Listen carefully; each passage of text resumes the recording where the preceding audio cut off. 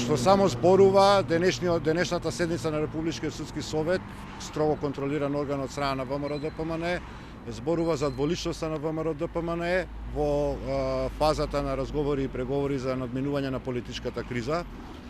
Денеска се бира председател на Скопска апелација, председател на Основниот суд во Струмица и неколку други основни судови, во услови кога договорено е да биде отворено и прашањето за работата на судовите уште со потпишување на јулскиот договор и кога е известно дека по завршувањето на темата за преговори за медиумите, следното прашање кое што ќе се отвара за преговори е прашањето за судовите.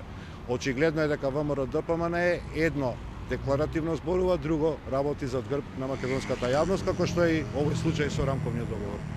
Ова е вашиот став дури и да им е истечен рокот на судиите, мислам, стажот со кој треба да биде Ништо до сега не го попречуваше ВМРО-ДПМНЕ, освен патолошката желба за одлагање на разговорите и преговорите и постигнување договор по отворените прашања за надминување на политичката криза, да го отвориме и прашањето за судовите, бидејќи тоа е обврска, знаете, веќе од 2 јуни наваму.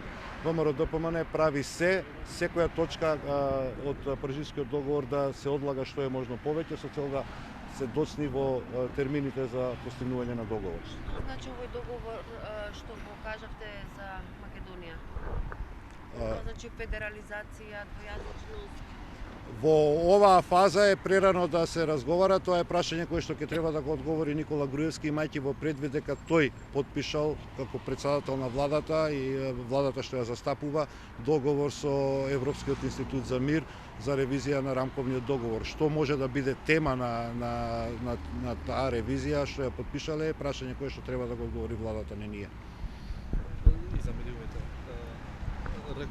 Рековте дека се борите за демократија, а прифатите да преговарате за медиумите без нивно присуство. Значи, веќе еднаш кажавме, Социјалдемократскиот сојуз е единствената политичка партија која што официјално ги покани најрепрезентативните представници на медиумите, тоа е самостојниот синдикат на независните медиуми и Сдруженијето на новинарите на Македонија. За нашите позиции секогаш се навремено известени овие две институции. Не разговараме надвор од новинарите за медиумите, разговараме токму заедно со нив.